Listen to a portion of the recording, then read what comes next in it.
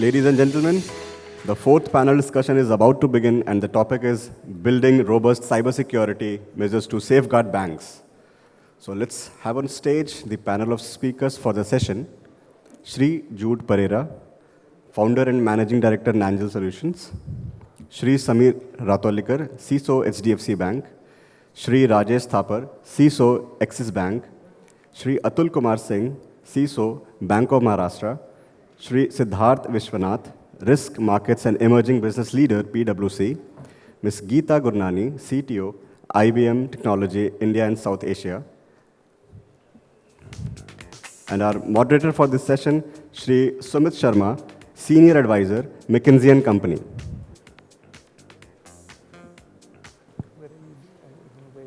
Okay, good afternoon, everybody. Welcome to the cybersecurity panel here with really esteemed guests. I think we're entering 2024 with some very interesting news. The RBI's published some revised guidelines around some cybersecurity controls, as well as other agencies such as CERT has also published some guidelines. So it'll be very interesting to explore that in this panel.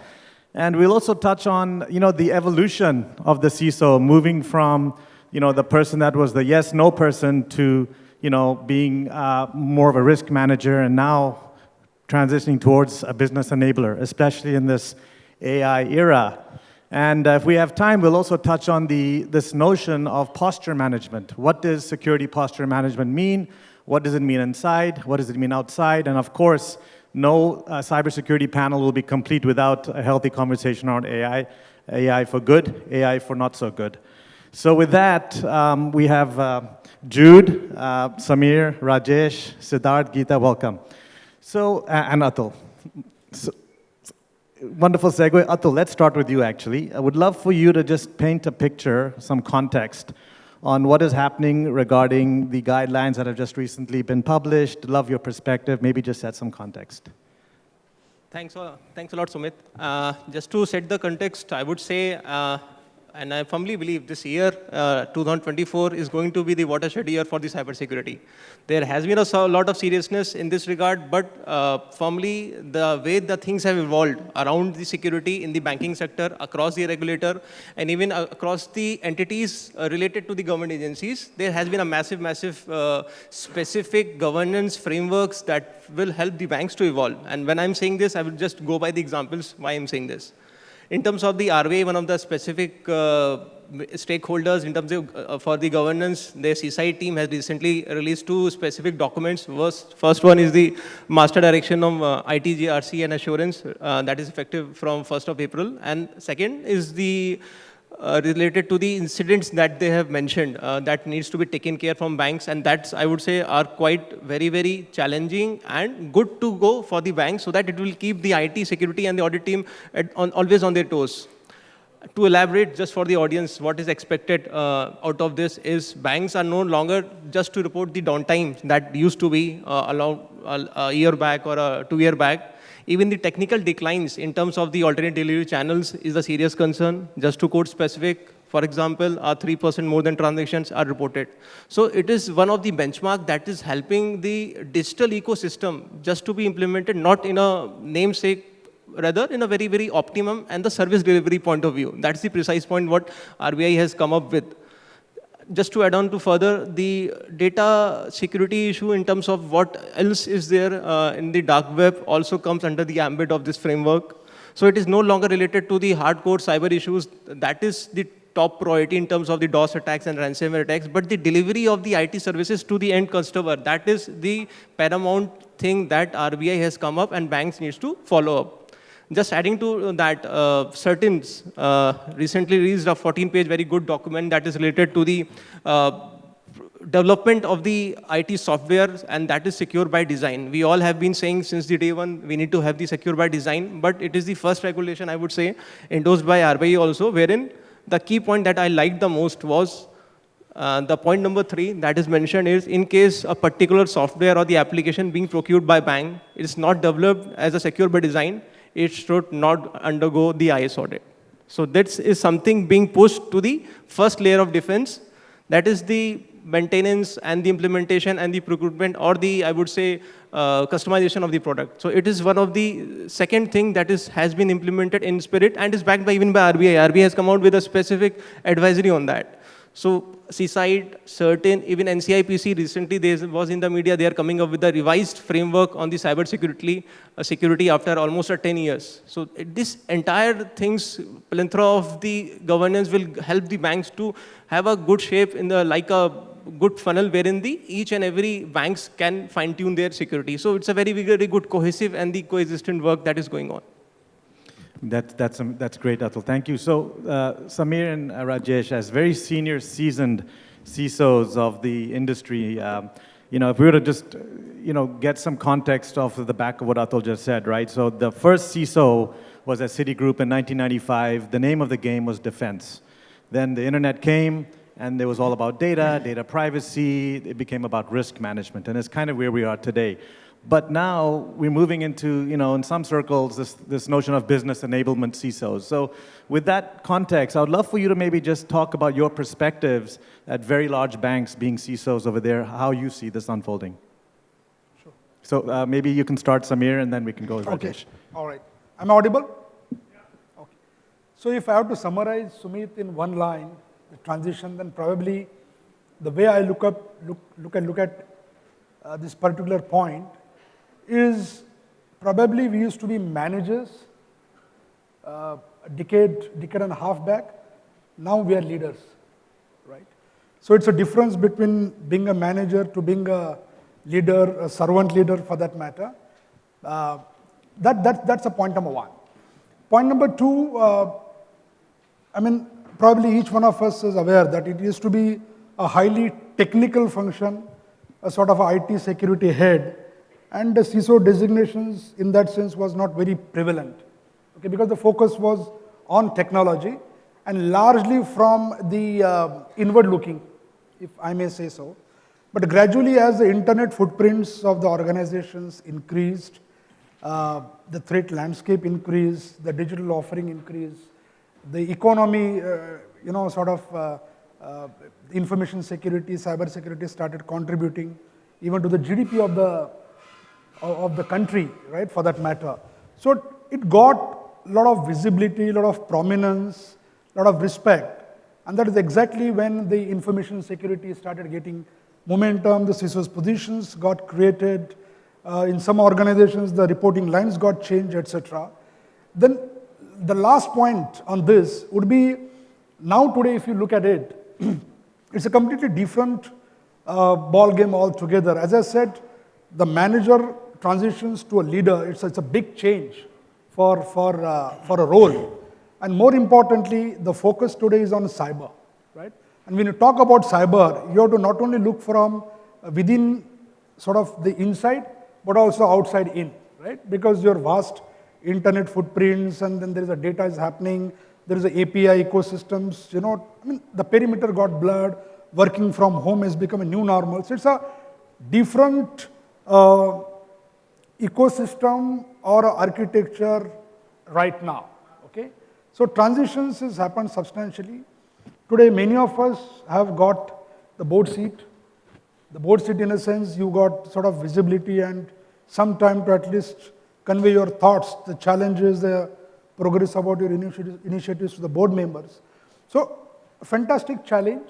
I think this will evolve as it is.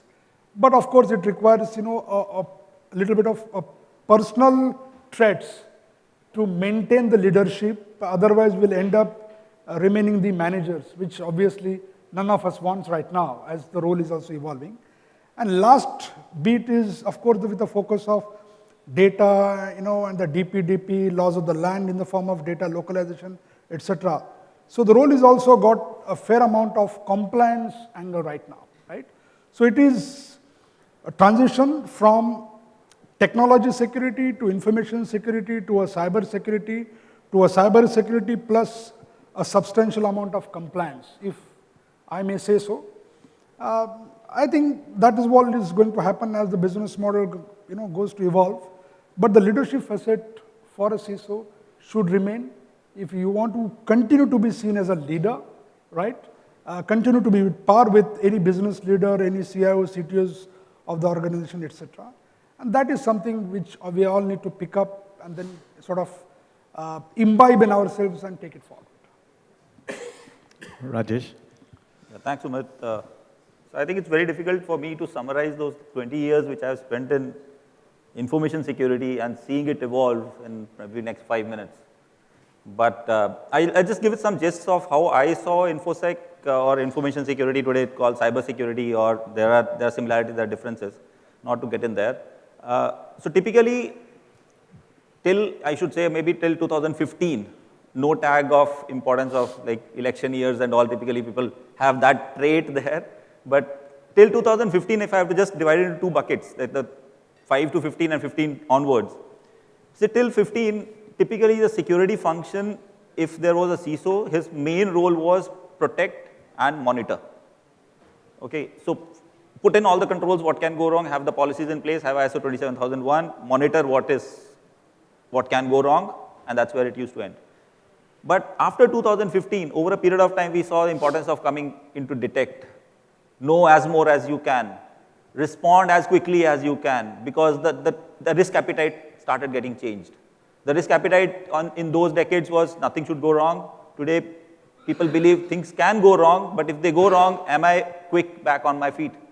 So how that InfoSec function of those years have changed to a new word which has some similarity there is cyber resilience, which is you need to protect, but can you withstand?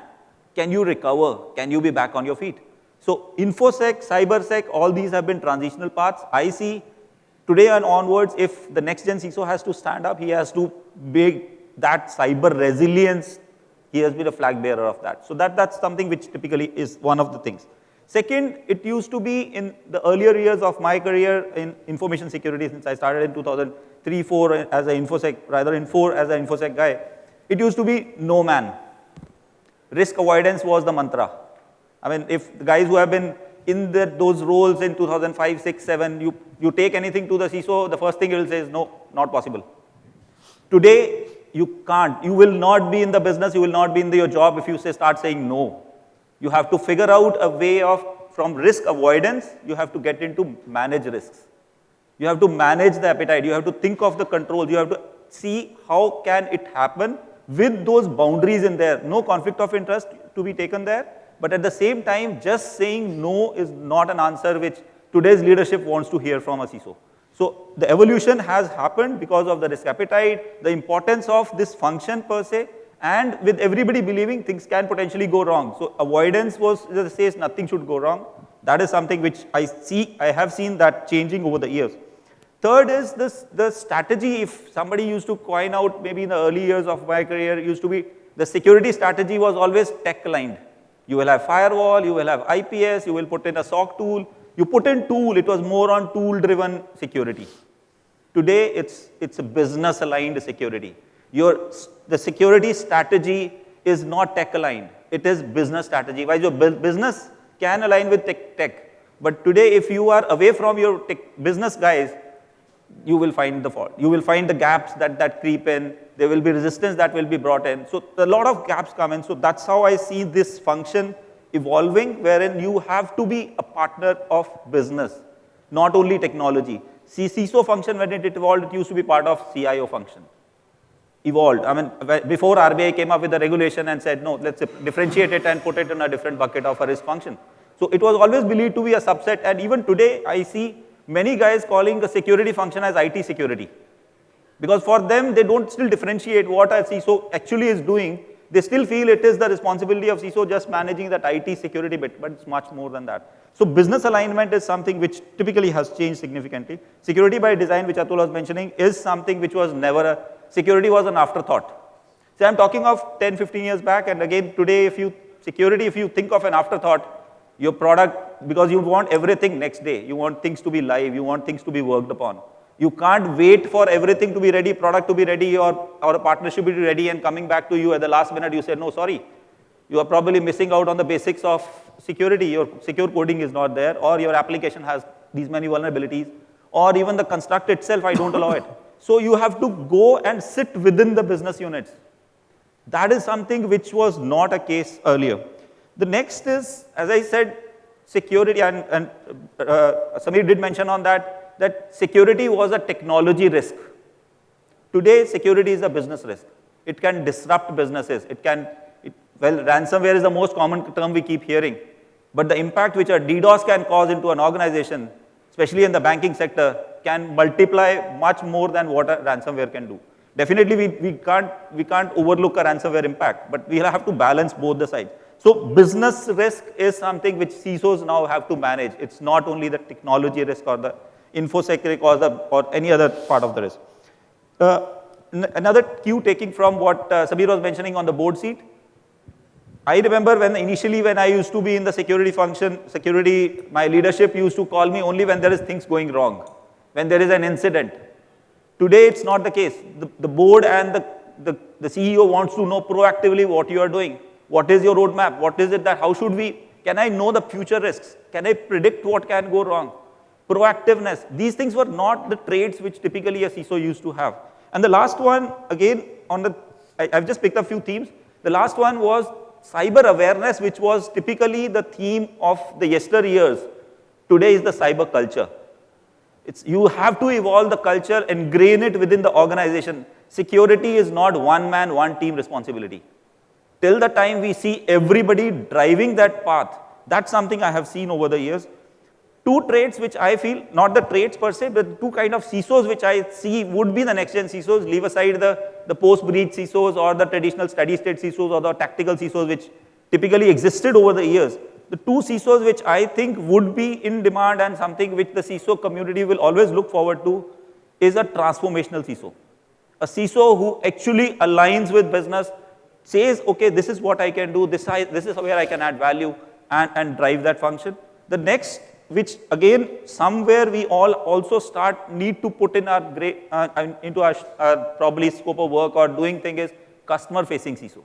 Other than the IT or the product organization CISOs, where they come into you and pitch your products and take your inputs, we as CISOs of banks, we don't interact with customers.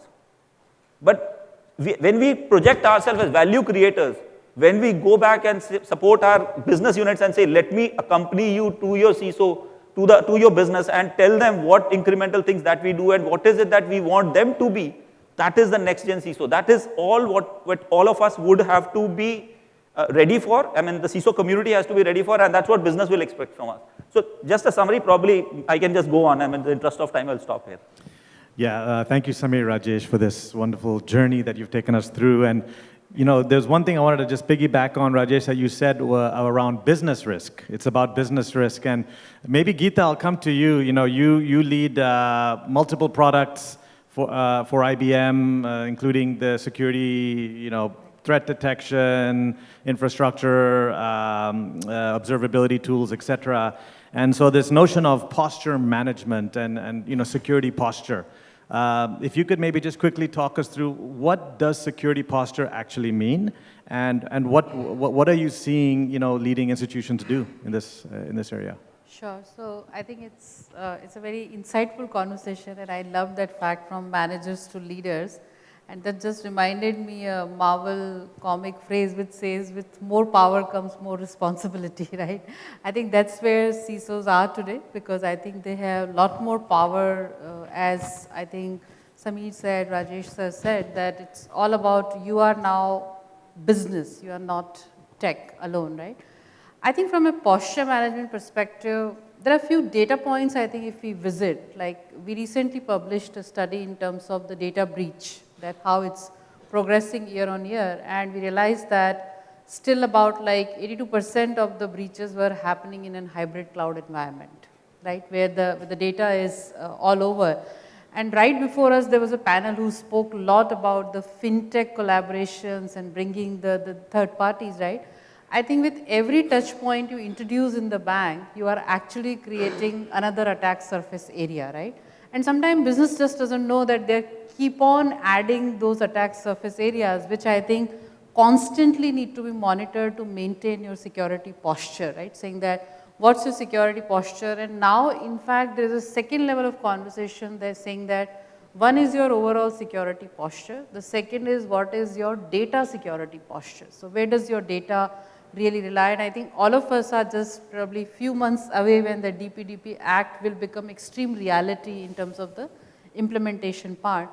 So one of the interesting things we are trying to do at IBM, which probably a great exercise, somebody was asking me today that, do you have any experience center? And I said, there's no experience center, but we have what we call cyber range. It's in Bangalore, where actually we invite the leadership of any organization, whether it's a bank and non-bank, and simulate any attack, which says that, okay, if attack has happened or if a ransomware attack has happened, how ready the entire CXO community is, because it's not purely the CISO, but business also need to respond, even CEO needs to respond to media if there is something going wrong, right? So we simulate this whole environment where we say that, okay, one is, how are you maintaining your posture with the ever-evolving business ecosystem, what you have, right? The second is the readiness, that are you ready, right? So that the attack has happened and how ready are you? So I think I would say that now, I'll just add extension to the conversation which you had, which says that actually security now is also taking responsibility of brand of every organization. They are a brand custodian, right? Saying that anything going wrong, it might impact the brand, right? So security posture from that perspective becomes extremely important because it's not inward facing now, it's actually outward facing now. Thank you, Geeta. So Siddharth, so I just wanted to, we're seeing, the terms being thrown around, bad actors versus good actors, no privilege, high privilege, inside versus outside. And now I think the summary term is zero trust. And maybe can you just shed some light on how you're seeing this zero trust story play out in your industry? Yeah, no, so I think great question, and I think absolutely. I think you've got obviously the bad actors getting more and more evolved, and as that's happening, the entire construct of security is also undergoing a change.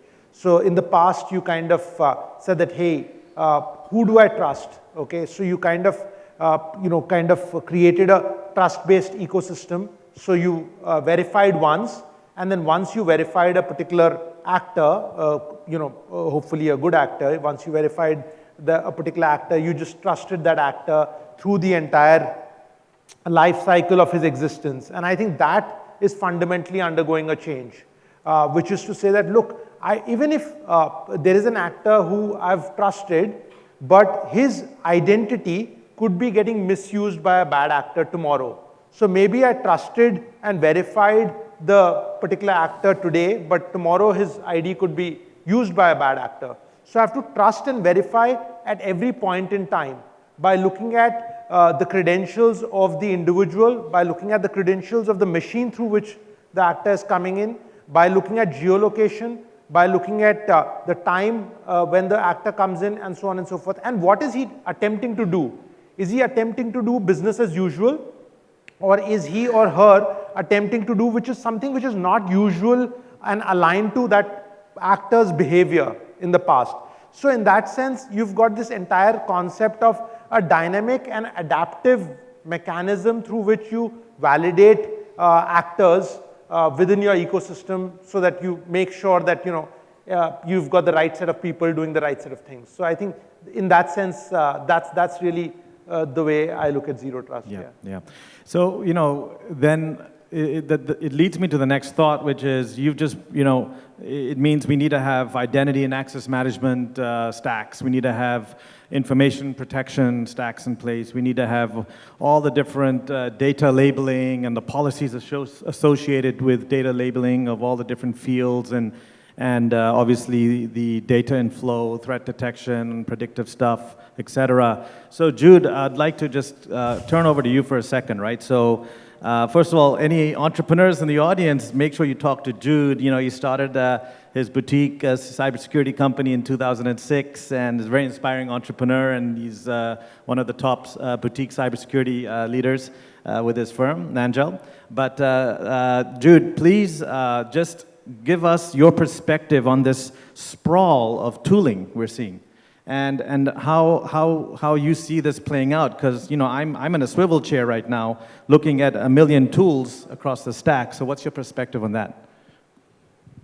Before, before I start, talking about technology, just to give you a global view, I'm currently based in London, and as an Indian or a person born in India, I just have one message that all you CISOs are doing a good job.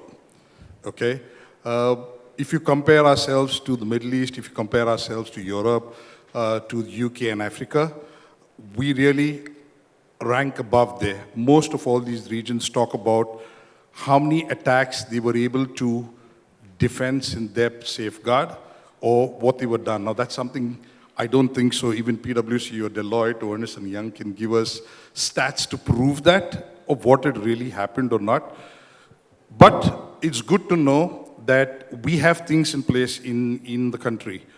And I say that because of the feedback that I get from my team on the ground, working with stalwarts like I have in this panel here. So I'm privileged to be here. So talking about, the nightmare of tools in banking, and again, not forgetting IBA, for really making cybersecurity a core segment within this conference. So I'm sure this is $1 million question. Not only CISOs you have MDs, you have the bank itself. On one side, you have fintechs that are slamming the banks.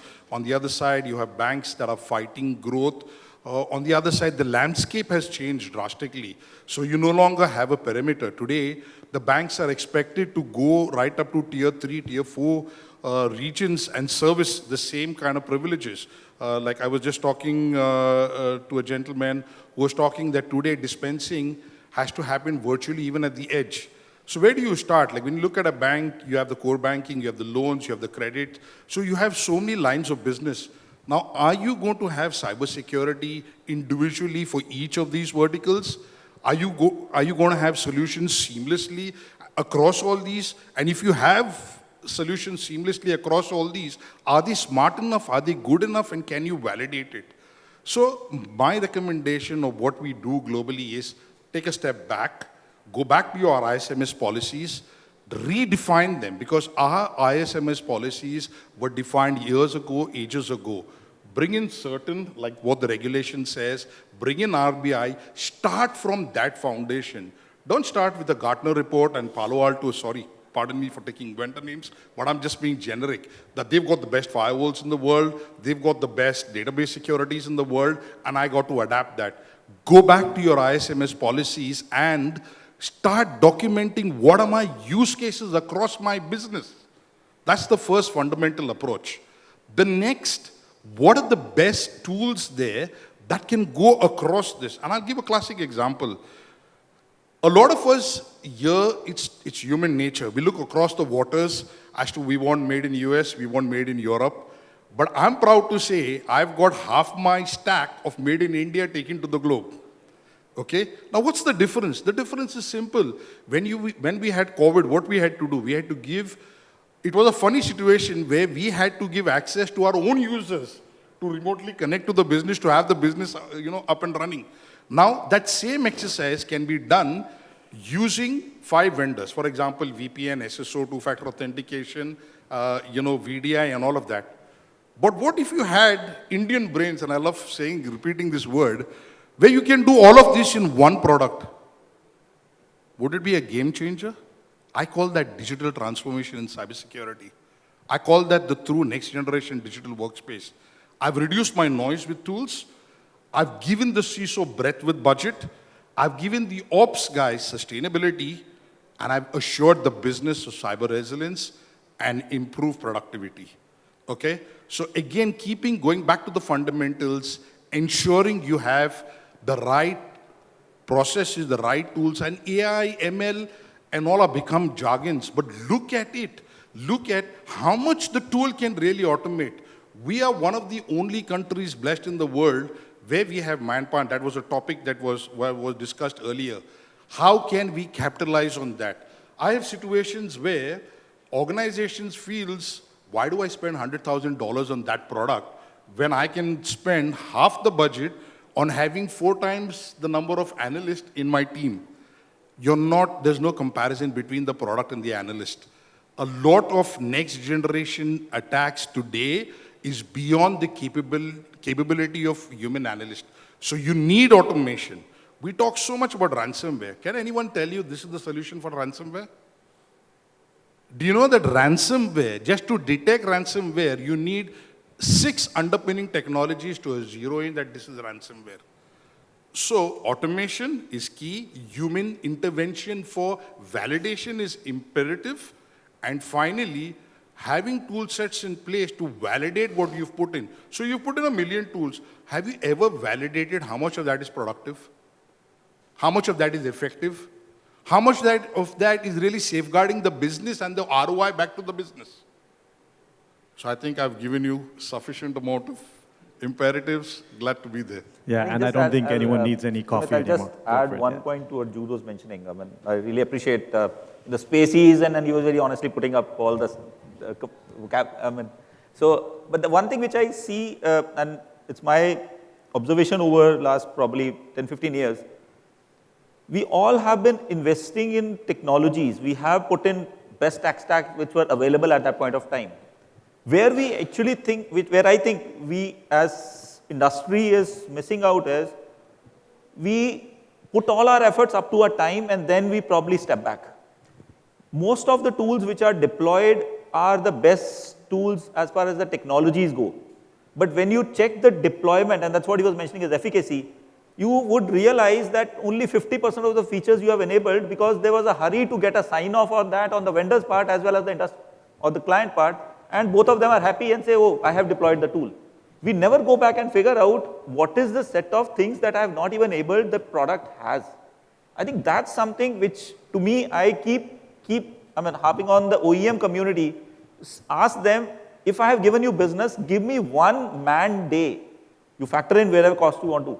Give me 1 man day which can give me efficacy report of what I have invested in and what I need to invest in. If you can give me that, without additional money, you will realize that I probably am not even using what I have put money into. So I think it's a very valid point, and which actually is a takeaway for many of the organizations. Right, right. So thank you, Jude and Rajesh. So I think we have to talk about AI. For me, the way I look at this is there's 2 sides of the coin here. One is, specifically for the 3 of you in the middle, there is a wealth of data that you have internally, right? And so on one hand, you can take a high school level LLM, an open source LLM, something that may not have the outside knowledge of ChatGPT, but is good enough to keep learning and keep building on top of, and then fine tune it with all your data. And so that's one side of the coin. On the other side of the coin, we have folks like Geeta and her competitors, et cetera, that are bringing AI from their tools, wisdoms into AI for good or AI for whatever the purpose of their products are. How are you looking at AI in the usage of protecting your agendas, et cetera? And I'd love for maybe just to kind of go down this, starting with you, Samir. Yeah. Sure.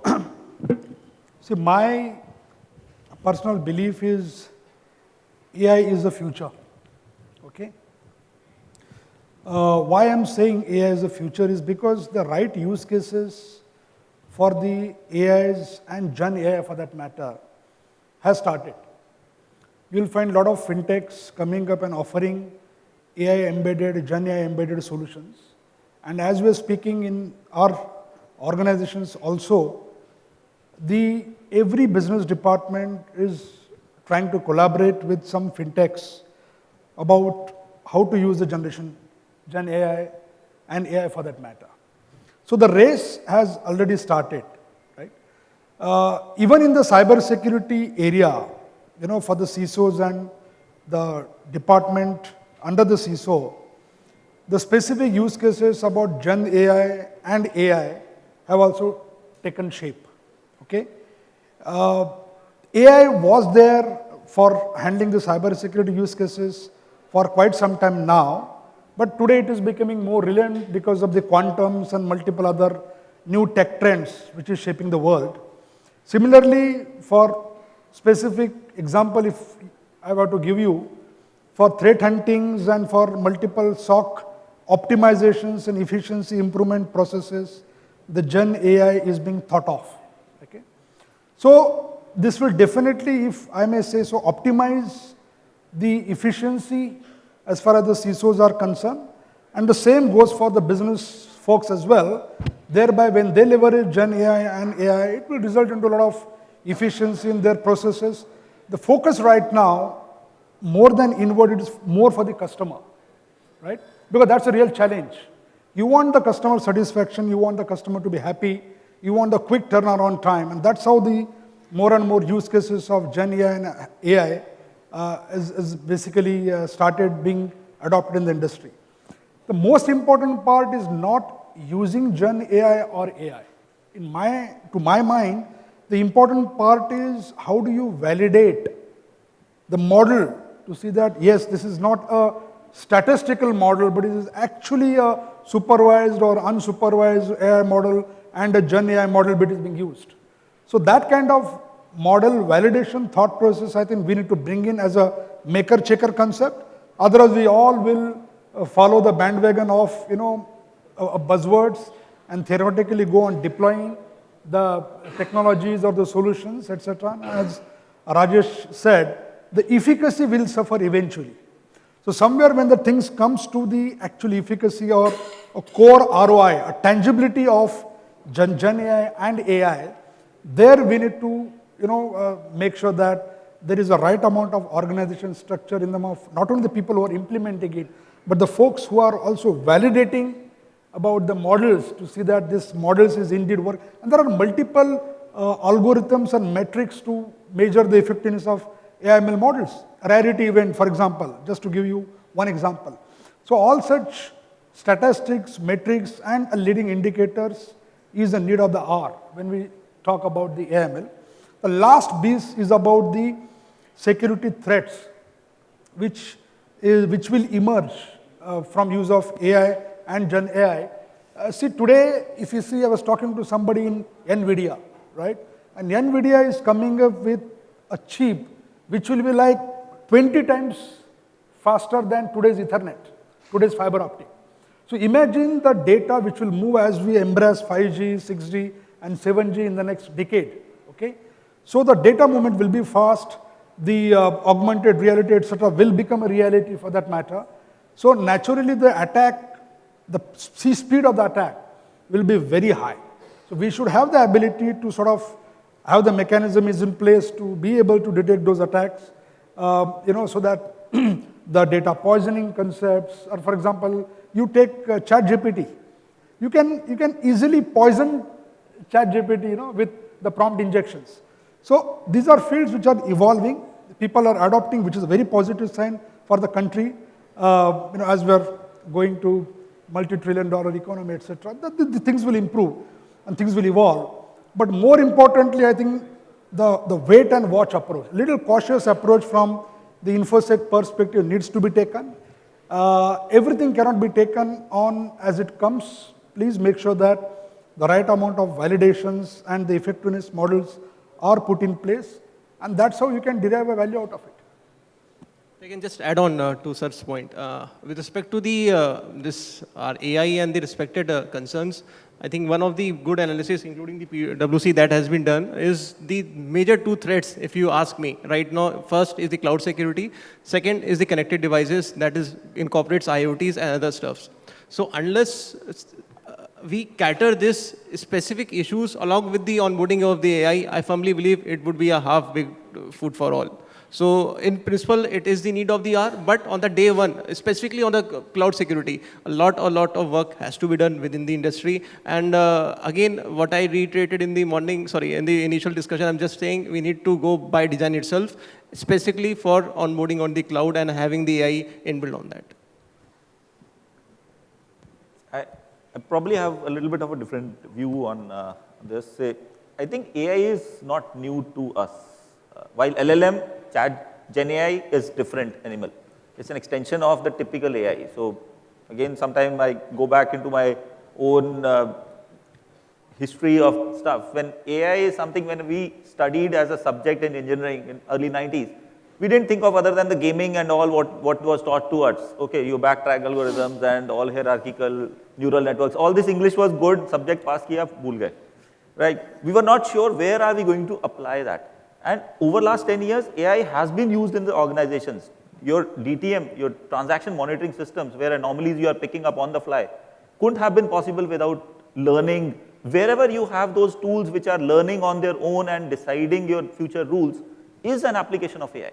So AI is for security, for anomaly detection, for business intelligence, have always been there. Right? So I don't think so, while the OEM community is always happy to pick up some hype words and go back to the clients and utilize. So ZTA is one of their favorite words which we keep hearing. Sorry if there are any of my vendor friends here who keep selling, but this is a common pitch that we come with, right? They'll come with, my product is zero trust, will make you zero trust enabled. Now what does zero trust mean? Is it a tool, is it a journey? They will never tell you, but they will try to sell that buzzword to make you sure that I am on your side and you will be gaining. AI ML, they have been using it. Commonly it's used, whether that is something which really adds value to you is secondary. So I think AI ML has been, and today it becomes more pertinent and more valuable than ever because of the data, because of the volume of information that we have, because of the needle in the haystack requirement that we had. Maybe we did not have it that time. Today, the low and slow attacks are most difficult to detect. Something which Siddharth was mentioning on the trusted people. A lot of transactions, lot of things that trusted guy is doing. How do you pick up that the trusted guy is not doing the right thing?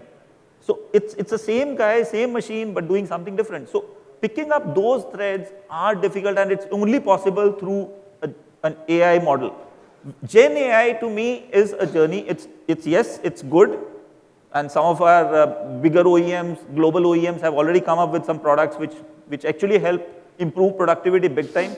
I mean, not naming few of them, but even in the emails and all, if you just use that, it just gives you on-the-fly results. I mean, you summarize 20 mails, rather than going every guy what he said, you just press on a button and it will give you, oh, this trail is summarized into 5 lines, and you are sure that after a Mandy leave, I actually made good use of that. It's a good tool, but LLM for your organization, are the models there within the organization? No.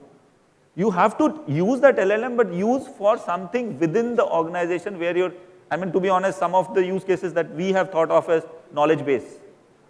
Learning something from our own incidents, not something that I can replicate the Gen AI or what the LLM probably co-pilots and all those industry partners are doing. So I think it's a path, it's a journey, slowly being treaded. Security concerns are there. He mentioned on the noise, the bias and all that. So you have to be careful if you are really making it a decision. If it's an assisted decision, then fine. But if you are making it automated decision, just go with caution. That's all. Thank you. Siddharth and Geeta, any abbreviated closing thoughts? Okay, yeah. I think I'll just come in quick on the same topic on AI. So I think there are 3 dimensions to this, the way I see it. One dimension is the bad actors and how they could weaponize AI in many ways to do recon, etc., at velocity and pace that we've not thought of before, right? So I think that's one angle, right? Weaponizing AI against good actors. So I think that's one angle. Second angle is AI being used for various business purposes, could potentially get hacked into, can get poisoned, leading to results which are very different from what ideally should be given out. And therefore, like Rajesh said, if we're moving towards unsupervised AI, I think we just need to we need to wait and watch, pause a bit, and then get there. I think supervised AI is what we should be embracing at this stage, right? And of course, eventually we'll get to unsupervised AI. I think the third dimension is how do we use AI and ML for securing ourselves? And I think that's something that's already been happening, and it was pointed out by Rajesh as well. I mean, there has been a shift in the security world from rule-based engines to identify alerts when something odd was happening to behavior analytics and anomaly detection. So it's been the shift has started to happen, not maybe end to end. You've got some rule-based products still continuing, some signature-based products still continuing, while we've got a few anomaly detection products. But I think we'll see the shift to, I think we'll see the shift play out fully in the next year, next couple of years. But I think what's interesting is how Gen AI on the security side can lead to productivity benefits and can also enhance our ability to identify the, go through the unstructured data, especially in certain areas of security, especially in areas like threat hunting, brand protection, and things like that. Yeah. Efficiency. Yeah, absolutely. So I think in some of these areas, I think Gen AI could not just improve productivity of security folks, but also improve efficacy in many ways. So I think those would be my thoughts. Yeah. Sorry, one point. Please. Sorry, I think we are already short time, but one thing which I gave a challenge. Yesterday I was in a call or a meeting with one of these Gen AI innovators. Okay, so they asked me what is it for security that they can do. Okay, so one problem statement which I gave them is, can you translate all the data that I have into a business intelligence which I can just pick and give it to my board? Say, can I translate technical jargons? You pick up your vulnerabilities, you show me improvement postures, you show me metrics. Rather than I analyzing and giving it, can you pick up all what is there? And it's Gen AI is mainly for an LLP. It's understanding language. It's also giving output as a language. Can you give me a one-pager summary of how it has improved over a period of time? That's something which I think is a wish list that we have. That Gen AI, if that day it comes, that I don't need to interpret and say where I improve, where I was. It automatically gives me the prioritized things. So I think that's the way we are looking for. Yeah, yeah. I think if I could just summarize, for me the biggest takeaway is the role of a chief information security officer now is there's a trifecta, there's a triangle here with three points. One is you have to be a cyber technician and very deep in all the products. You have to understand and call fluff on all the products where there is. You have to be a risk manager. That doesn't go away. And third, after what Samir had said in the introduction, you have to be a leader, a communicator, and a business enabler. So that seems like that's the name of the play. Okay, maybe I'll just quickly want to play a quick game here, and we'll go down. So I want to have you guys answer with just one of two words, hype or real. So are we going to see, is Gen AI happening for CISOs this year? Hype or real? It's real. Real. It's real. I believe it's a hype. Hype. It's already happening, real. Of course you're going to say that. Okay, thank you very much. Thank you, panelists. Wonderful session. Yeah, thank you. Thank you so much.